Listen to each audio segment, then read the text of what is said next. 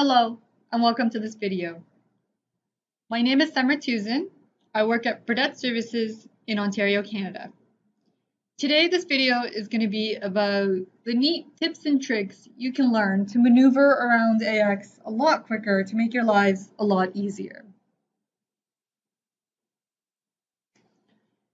So just a little heads up, this video is going to be both useful to people who are new to AX and also some people who already have experience with AX. So you may be familiar with some things, and hopefully I'll be able to teach you something new today.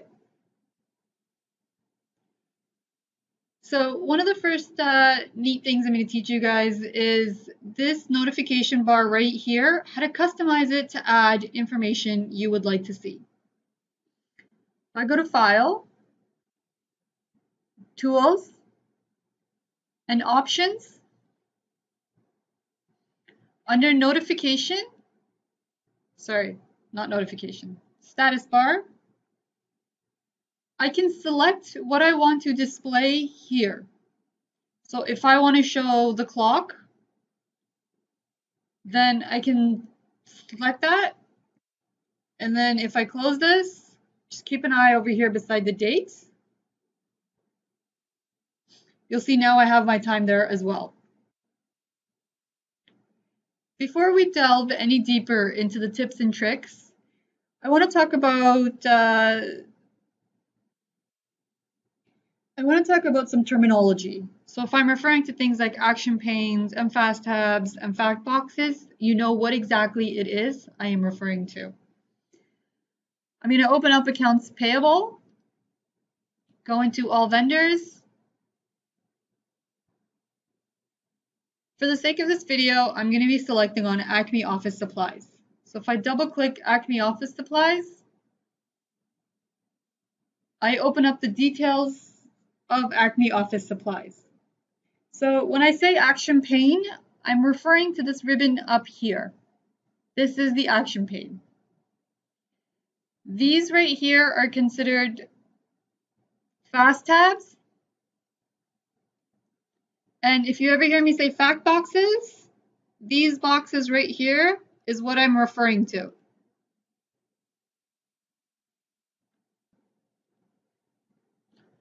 One of the good things with AX is that it has what's called summary fields. So if I were to come into, let's say, Acme Supplies, and I wanted to change the terms of payment for Acme Supplies, but I don't want to go through every single one of these fast tabs to try to figure out where it is. So right here, you'll notice there's a bunch of stuff written. This is the summary of what's in this tab. So every tab that has information has a summary. So if I click on payments, you'll notice right away that terms of payment are net 30. That's the first thing right here. So these are, just to recuperate, it's a summary of what's in this tab.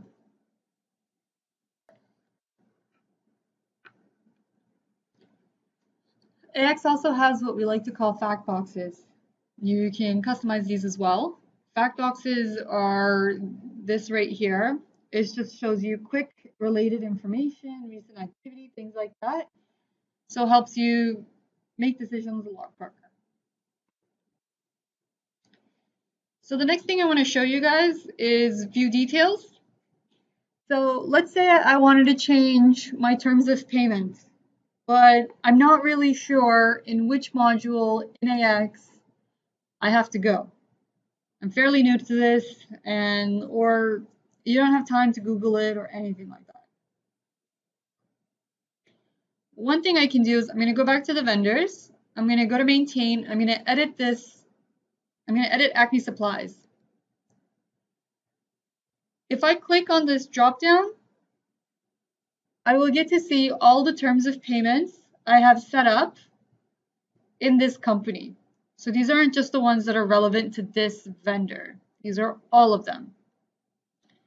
If I right click in the box and I click on view details, this will take me directly to the form where I can go and I can add a new one.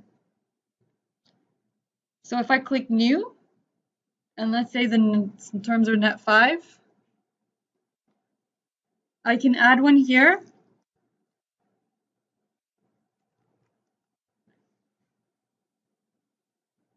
And then I can go and I can select that from the list.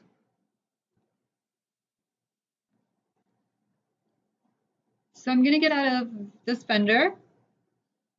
And let's say I wanted a list of all my vendors, but I wanted to change the currency on a few of them. So instead of having to come to each and every vendor one by one and double clicking it and opening the vendor and editing it, I can do what's called edit in grid. If I click on here under maintain in the action pane and edit in grid, I get this screen.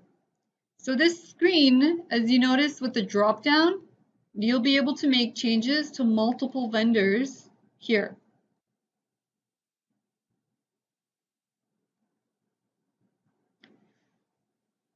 In order to personalize this experience so I can get more out of it, I can personalize these screens to show me the data I want to see. So the one data that's missing here is the terms of payment, sorry. So if I right click on here, on top of here in the ribbon, and I click on personalize, I'm going to get this form.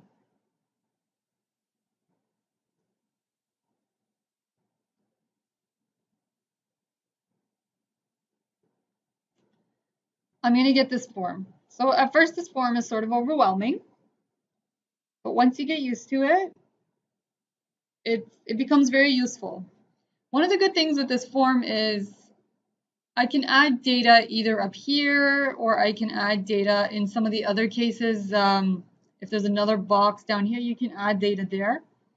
I'll show you in another area, in another part of this video, how to add data elsewhere, but currently our only options are in this grid. I'm going to click on Add Field. And here I can add data from multiple tables. I want the vendor. And we're going to do method of payment. Double click it. And I'm going to double click terms of payment. Or I can click on Add. If I close this, I can close this as well. If I refresh this by pressing F5, you'll notice that I have my terms of payment and my method of payments here now. So if I needed to change these, I can go ahead and change these as well.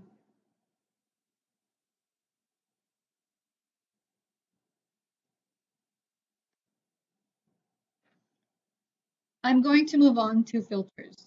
There are two different ways we can do filters. One way to do filters is through what I call master filter.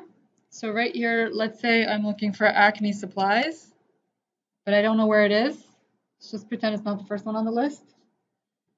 If I click on name and go, then I get Acme supplies, Acme office supplies, sorry. Another way I can do this is I can do Control G, and you'll notice these popped up. So I'm going to press Control G again, and you'll notice they're gone. Control G again, and it's back. There's a few shortcuts. So I've created blogs on some of these topics that I'll be covering in this video. At the end of this video, I will give you the name of the blogs and where you can find them. All these blogs can be found at the Burdett website. So I want to look for something. So there's multiple shortcuts you can use with Control G. One of the shortcuts is the asterisk. The good thing with the asterisk is if I'm not really sure how to spell Acme, or if I'm not sure if it's Acme office supplies or if it's just Acme supplies, I can click. So I'm going to type in Acme. Actually, you know what? Let's make this easier. I'm going to type in Fabricam, Fabry, and I'm going to do star. So I want you guys to take a look and see what happens here when I do this. So what this star pretty much means is stop. It means I want you to look at everything before this star and I want you to find me. I'm looking for items that are, for I guess vendors in this case, that are before star. So every word you enter before star, that's what it's going to search for. So it's looking for Fabry. It doesn't care what comes after it. If I wanted to check out only the one, so I'm going to do star authority. This is going to show me everything that ends in authority. So it's going to go through every single one of those vendors. What you're pretty much telling the computer, AX, is that I don't care what comes before this star. I only care about what comes after this star.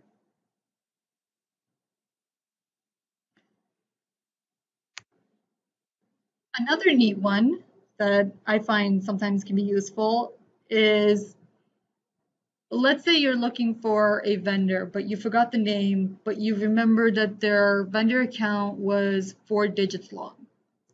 So you only want to output vendor accounts that are 4 digits long. So I can go into my vendor account and I can do 4 question marks. So you're telling AX, I only care about vendor accounts that have 4 digits. So now I want to save these 4 digits. So now I want to go and I want to save this filter pretty much because this is something I'm going to be coming back to a lot. I can click on all vendors, unsaved filters, and I can go save filter. And now it's going to ask me, what do I want to call this filter? So I'm just going to say vendor accounts with 4 digits and go OK. So now you'll notice that the name changed in my summary. I can remove the filter and sorts. So you'll see now all my customers, all my vendors, sorry, are here. But if I go back up into here, you see now I can select on vendor accounts with 4 digits, and it only displays my vendor accounts with 4 digits. So you can do this with any filter. It doesn't necessarily have to be vendor accounts with 4 digits. You can do all vendors that start in A. I guess there was only 2. So you would just go save as filter. This is how you would do that. One of the other shortcuts that's pretty useful is star, state, star, for example. So this is looking for everything that contains star, state.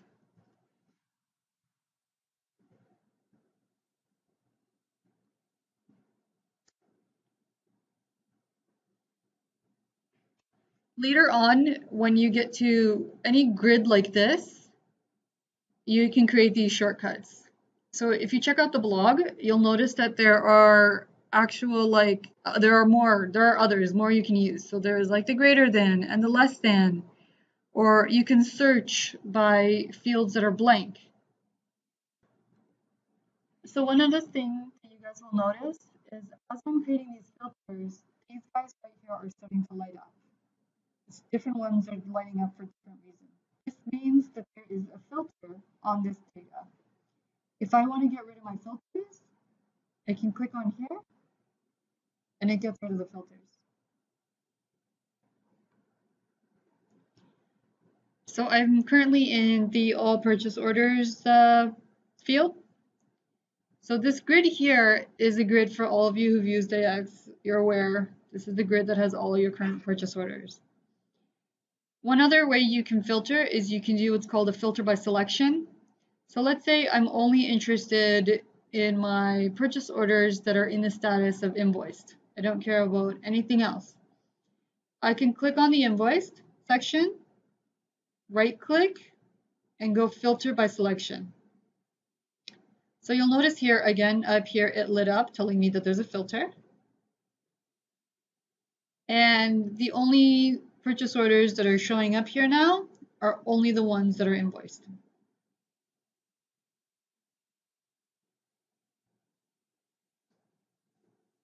So let's say I had to send this list to a coworker. I don't want to have to type all this information out one by one.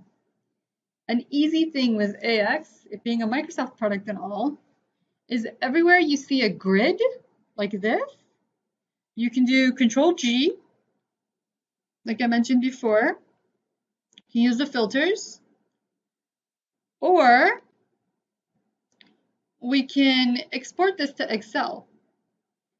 So if I do, just select anywhere in the table, go Control T. I'm just going to move this here. You get a spreadsheet in the form of a table with the data you were just looking at in AX. So you see? You can go ahead and email this to whomever you'd like. So now that I'm in the invoiced, I'm going to remove the filters so that I can see all my purchase orders and not just what's been invoiced. The next thing I want to show you guys is how to add notes and how to make it light up in attachments so that you know that there's a note attached. So let's say I click on this purchase order. It's an open order. I want them to know something. I can click on attachments. I'm going to go new, note. So there's two types of notes. I'm going to type a description. So I'm going to write a description here of what this note is. So I just want to say this is, I'm going to write today's date. I guess the date's already there. I can put in today's date. You can put in whatever description you want. I'm just going to put in today's date. So I can do what's called an internal note and an external note. An internal note is what's going to stay internally as a company. So if I add this note, somebody else in the company will be able to see this note as well. However, this note will not appear on any external documents such as packing slips, invoices, anything of that sort. So in this case, I want to add an internal note. I want to add it to the actual purchase order. So I'm going to say a vendor is shipping items soon. Let's say. I'm just going to press Control S to save just in case. And I'm going to close this. As you can see, I don't know if there's an attachment there or not because it's not lit up. If I click here, I can see the notes that I just added. Another thing I can do is I can add notes to lines. So I opened up a purchase order. If I go into purchase order line and I click on attachments, I can add a note to this specific line. So I go notes, same thing, add a description as to what the note is for. Sorry, vendor, keep forgetting vendor or customer. Vendor note. This is an internal. This item is delayed, let's say. What I type in this box right here is what's going to show up on any external documents like packing slips, or this also is true for sales orders as well. It's what's going to show up on the actual document. What I type here is only a description of the note. This is more of an internal note. So I'm going to close this, and you'll see if I click on it again, my note is there. I'm going to get out of the sales order now.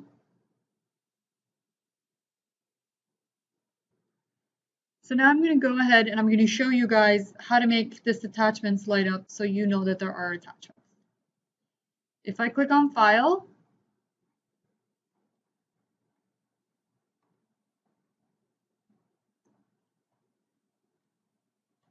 I'm going to click on Tools and Options.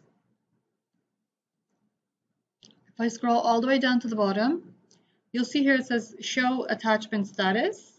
I'm going to make sure this is checked off. Once I do that, I'm going to close this form. So if I click on the very last purchase order where I created an attachment here, you'll notice it lit up. This means that this is a note I added to this purchase order. If I click on the one prior, that's the one where I went and I added a note to the line. You'll notice here it doesn't light up because it's saying there are no notes on this purchase order, but there are notes on the line. So if I go into the line item of the purchase order, attachments lights up. So that's how you know that there are notes on the line. So what I'm going to show you next is how to filter and sort reports.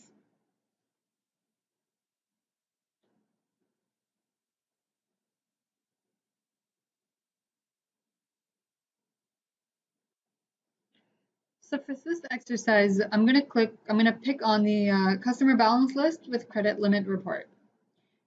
I can find that report in accounts receivable under reports, status, customer balance list with credit limit.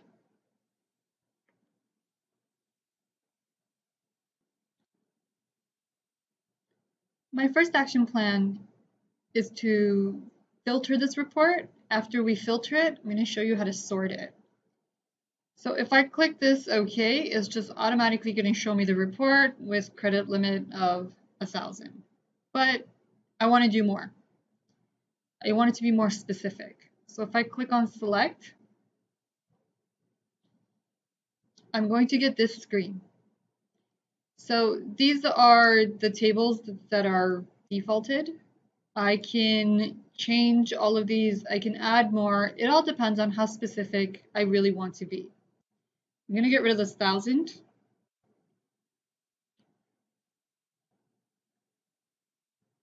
So if I click Add, I can choose which table. So in this case, it's customer.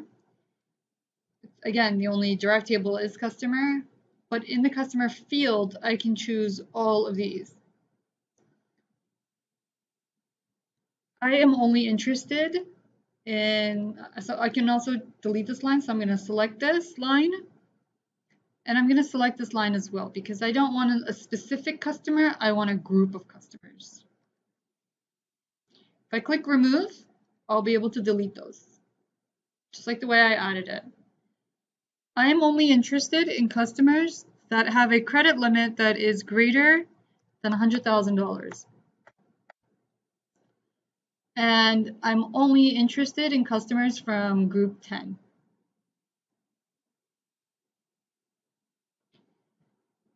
If this is a report I run often, instead of coming in here each and every time and re-entering these requirements, these criteria that I want, I can save this.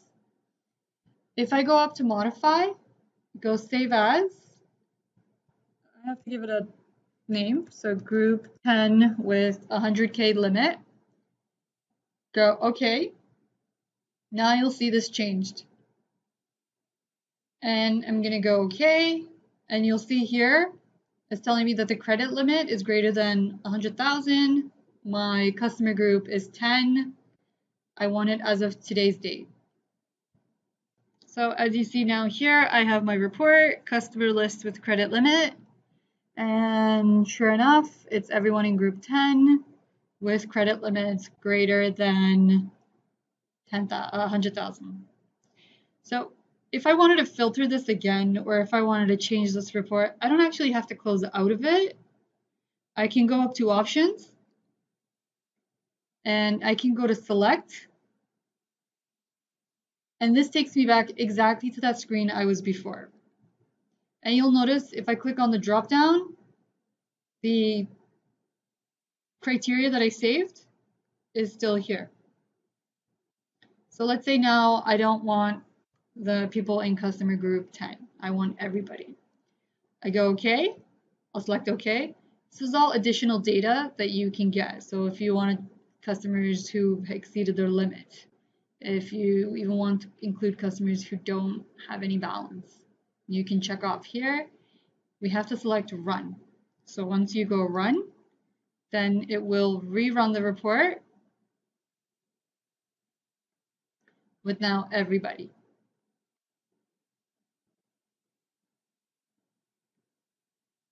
So I'll show you guys what happens if I click on exceeded limit and go run. So you'll notice here we have a few customers who have exceeded their limit. I go run. Sorry, I have to keep moving this screen back down. It really wants to be up there. It only shows me the customers whose limits are greater than 100,000 who've exceeded their limit, and by how much. So now that we've done how to filter it, I want to show you guys how to sort data. So I'm going to go back to the same report. I'm going to click select under customers. And now I'm going to go to sort.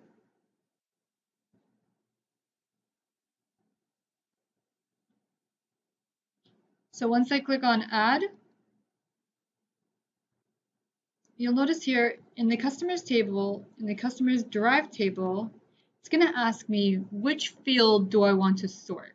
I can sort by any field that's on there. But let's say I'm only interested in credit limit. I want to know from low to high. So I'll click on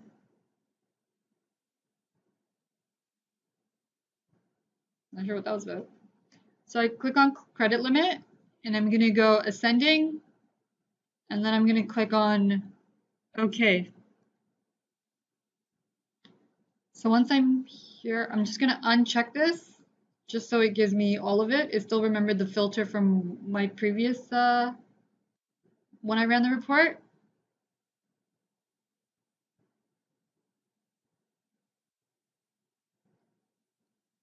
So now you'll notice that my credit limit is from lowest to highest. And it's the same thing as when we were filtering. If I wanted to change this, and let's say I wanted to do it alphabetical by name,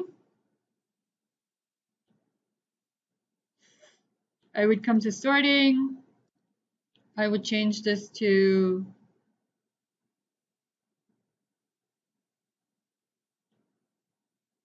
name and go OK.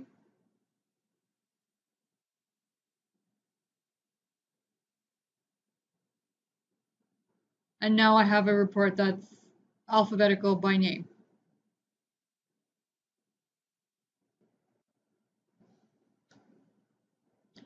And that's it for today. I hope you guys learned a lot. You had as much fun watching it as I did presenting it.